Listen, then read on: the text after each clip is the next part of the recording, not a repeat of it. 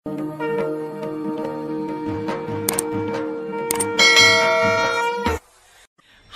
బ్రతికి ఉండి ఈ మొత్తం సైన్యం మరణిస్తే హనుమ ఒక్కరుంటే అందరం బతుకుతాం. అందరం బతికి ఉండి హనుమ పడిపోతే అందరం చచ్చిపోతాం. కాబట్టి హనుమ ఒక్కరు ఉంటే చాలు. ఉన్నారా అని నేను అందుకు అడిగాను. ధరతే మారుతిస్తాత మారుత ప్రతిమోయది వైశ్వానర సమో వీర్యే జీవితాశా తతో భవేత్. ఆయన మహానుభావుడు. ఆ మారుతి, ఆ హనుమ సాక్షాత్తుగా అగ్ని యొక్క తేజస్సు ఎటువంటిదో ఆయన యొక్క తేజస్సు అటువంటిది. ఈ మాటలు వినగానే ఇంకొకడైతే ఇంతమంది పడిపోయారు, నేనింత గొప్పవాణ్ణి, నా గురించి అలా మాట్లాడుతున్నాడు జాంబవంతుడని గుండెలు బారజాపుతాడు. హనుమ ఆయన పాదములు పట్టుకుని నమస్కరించి తతో వృద్ధం ఉపాగమ్య నియమేనాభ్యవాదయత్. నియమేనాభ్యవాదయత్ అంటే నియమంతో అభివాదము. తాత, ఈ హనుమ నిన్ను కుశలం అడుగుచున్నాడు, నమస్కరించుచున్నాడు అని చెప్తే అభివాదం. అభివాదం చేస్తూ ఆయన పాదములు పట్టుకుని నమస్కరించాడు. ఎవరికి? పడిపోయిన ఆయనకి పడకుండా నిలబడగలిగిన వాడు. ఇది హనుమ యొక్క వినయం అంటే. అందుకే ఎవరు హనుమ పాదములు పట్టుకుంటారో అటువంటి వాళ్ళందరికీ ఆ వినయం వస్తుంది. గృహ్య జాంబవత పాదౌ హనుమాన్ మారుతాత్మజ. ఆ జాంబవంతుడి పాదములు పట్టుకుని హనుమ ఈ మాటలు చెప్పి ఆయనకి నమస్కరించారు. జాంబవంతుడు అన్నాడు, ఆగచ్చ హరిషాద్దూలా వానరాం స్త్రాతుమర్హసి నాణ్యో విక్రమ పర్యాప్త త్వమేషాం పరమః సఖా హిమవంతం నగశ్రేష్టం హనుమన్ గంతుమర్హసి తత కాంచనమత్యుచ్చం వృషభం పర్వతోత్తమం మృత సంజీవనీంచైవ విశల్యకరణీమపి సావర్ణ్యకరణీంచైవ సంధానకరణీం తథా. నాయనా, ఇప్పుడు నువ్వే ఈ వానర జాతిని, రామలక్ష్మణుల్ని, సుగ్రీవుణ్ణి అందరినీ బ్రతికించగలిగిన వాడివి. నువ్వు తప్ప మార్గం లేదు. నువ్వు వెంటనే ఇక్కడి నుంచి బయలుదేరి ఉత్తర దిక్కున కైలాస పర్వతం చేరాలి. చీకటి పడిపోయింది, బ్రహ్మాస్త్ర బంధనానికి పడిపోయారు. అందులో 67 కోట్ల మంది మృత్యువుని పొందారు. ఇంకా మిగిలిన కొన్ని కోట్ల మంది శరీరంలో బాణపు ములుకులున్నాయి. కొన్ని కోట్ల మందికి విరిగిపోయే ఎముకలు, కొన్ని కోట్ల మంది రంగు మారిపోయి ఉన్నారు. అంతకు ముందే యుద్ధం చేసినటువంటి వాళ్ళల్లో చనిపోయినటువంటి వాళ్ళ శవాలన్నీ లంకలో పడున్నాయి, వానరులవి. రావణుడు మాత్రం మరణించినటువంటి రాక్షసుల యొక్క శవాలు ఉండనిచ్చేవాడు కాదు. భయపడతారు, ఇంతమంది చచ్చిపోయారని తెలుసుకుని యుద్ధానికి వెళ్ళారని ఏ రోజు శవాల్ని ఆ రోజు సముద్రంలో కల్పించేశాడు. కాబట్టి యుద్ధ భూమిలో మిగిలిన శవాలన్నీ ఒక్క వానరుల శవాలే ఉన్నాయి. కాబట్టి నాయనా, నువ్వు ఎక్కడ లంకా పట్టణం? దక్షిణ దిక్కున 100 యోజనముల సముద్రమును దాటి వెడితే కాంచన లెక్క.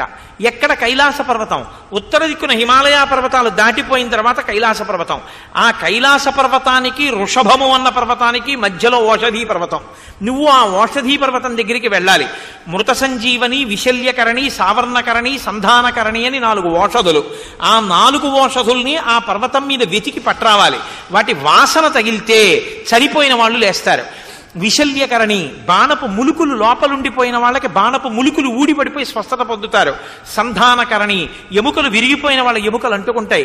సావర్ణకరణి, రంగు మారిపోయి మరణానికి సిద్ధంగా ఉన్న వాళ్ళు మళ్ళీ తేజస్సు పొందుతారు. ఆ 4 ఓషధులు పట్టమన్నారు. అంతే. మాట ఒకటే ఇంకా వినపడింది.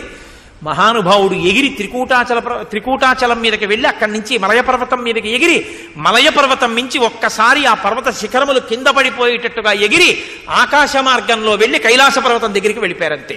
కన్ను మూసి కన్ను తెరిచేంతలో వెళ్ళిపోయారు. అది హనుమ యొక్క వేగం అంటే. అందుకే హనుమని నమ్మిన వాడికి ఎన్నడూ ఏ ఇబ్బంది ఉండదు, కాపాడి తీరుతారు మహానుభావుడు.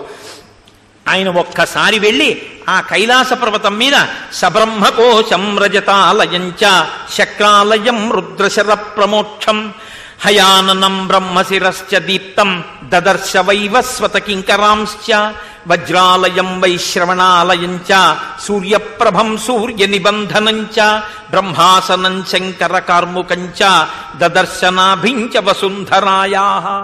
ఆ కైలాస పర్వతం మీద బ్రహ్మగారు నివసించే ప్రదేశం కైలాస పర్వతం, ఇంద్రుడు నివసించే ప్రదేశం, శివుడు విలాసంగా అప్పుడప్పుడు సరదాకి బాణములను ప్రయోగించేటటువంటి ప్రదేశం, ఈశ్వరుని చేత బ్రహ్మగారి యొక్క 5వ తల ఖండింపబడి కింద పడేసినటువంటి ప్రదేశం, బ్రహ్మ ఇంద్రునకు వజ్రాయుధాన్ని ఇచ్చినటువంటి ప్రదేశం, కుబేరుని యొక్క నిలయం, సూర్యకాంతిని తగ్గించడానికి, ఒరిపిరి పట్టడానికి విశ్వకర్మ సూర్యబింబాన్ని పట్టుకుని బంధించి నిలబెట్టినటువంటి ప్రదేశం, దర్శనం ఇవ్వడం కోసమని దేవతలకి దర్శనం ఇచ్చేటప్పుడు బ్రహ్మగారు వచ్చి కూర్చునేటటువంటి ఆసనం ఉన్నటువంటి ప్రదేశం, శంకరుడు విలాసంగా తన ధనస్సుని నిలబెట్టేటటువంటి ప్రదేశం, పాతాళంలోకి ప్రవేశించడానికి ఉన్నటువంటి బిలద్వారం ఉన్న ప్రదేశం, వీటన్నిటినీ చూసి కైలాస పర్వతానికి పక్కన ఉన్నటువంటి కాంచన పర్వతానికి వృషభ పర్వతానికి మధ్యలో ఉన్న ఓషధీ పర్వతం దగ్గరికి వెళ్ళారు. వెళ్ళి ఆ ఓషధుల్ని వెతుకుతుంటే ఈ ఓషధులు పట్టుకెళ్ళిపోతాడేమోనని అవి తమ తేజస్సుని ఉపసంహారం చేసి దాక్కున్నాయి. రామకార్యం మీద కావలసి వచ్చి నేను మీ దగ్గరికి వస్తే మీరు రామకార్యం మీద ఉపకారం చెయ్యకుండా ఓషధుల్ని దాస్తారా? ఉండండి మీ పని చెప్తానన్నారు. సతం సముత్పాట్య ఖముత్పపాత విత్రాస్య లోకాన్ ససురాసురేంద్రాన్ సంస్తూయమాన కచరైరనేకై జగామ వేగాద్ గరుడోగ్రవేగ.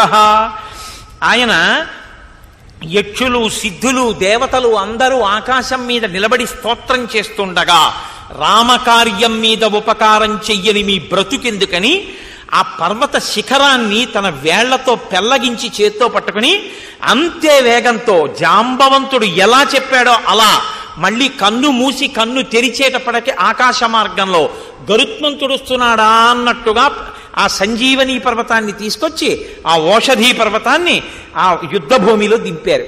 దింపగానే ఆ మృత సంజీవని యొక్క వాసనకి విశల్యకరణి, సంధానకరణి, సావర్ణకరణి ఆ ఓషధుల యొక్క ప్రభావం చేత అప్పటి వరకు మృతి చెందినటువంటి వానరులతో సహా మొత్తం వానరులందరూ లేచి నిలబడ్డారు. పూర్వం కన్నా విశేషమైనటువంటి తేజస్సు పొందారు. వీళ్ళందరూ లేచి ఇక్కడ నిలబడి సంతోషాన్ని పొందారు. అక్కడ ఇంద్రజిత్ వెళ్లి రావణాసురుడితో యుద్ధభూమిలో కొన్ని కోట్ల వానరములతో సహా రామలక్ష్మణుల్ని నేను సంహరించానని చెప్పాడు. ఆయన అక్కడ సంతోషించే లోపలే ఇక్కడ వానరులందరూ లేచి పెద్ద పెద్ద కేకలు వేస్తున్నారు. కేకలు వేస్తూ ఎంతో సంతోషంతో ఉన్నారు. పర్యావరణ పరిరక్షణ అని మనమంటాం. ఇవాళ తీసుకొచ్చారు కదా, నాకు కనపడని ఓషధుల్ని మళ్ళీ తీసుకెళ్లి నేనెందుకు పెట్టాలని ఊరుకోవాలి. ఎక్కడ తెచ్చారు? చతుర్ముఖ బ్రహ్మగారు అక్కడ సృష్టించారు ఆ శిఖరాన్ని. కాబట్టి దాన్ని నేను ఇక్కడ ఉంచకూడదని ఆ సంజీవని పర్వతాన్ని అలా తీసుకెళ్లి మళ్ళీ అక్కడ ఉంచేశారు మహానుభావుడు. తప్ప ఆ పర్వత శిఖరపు పెళ్ళ ఏదో విరిగిపోయిందని, ఎక్కడో పడిపోయిందని రామాయణంలో ఎక్కడా లేదు. శ్రీరామాయణంలో మాత్రం ఎలా తీసుకొచ్చారో అలాగే ఆ సంజీవని పర్వతాన్ని తీసుకెళ్లి ఓషధీ పర్వతాన్ని మళ్ళీ ఆ కైలాసము వృషభము అనేటటువంటి రెండు పర్వతాల మధ్యలో స్వామి హనుమ ఉంచారు.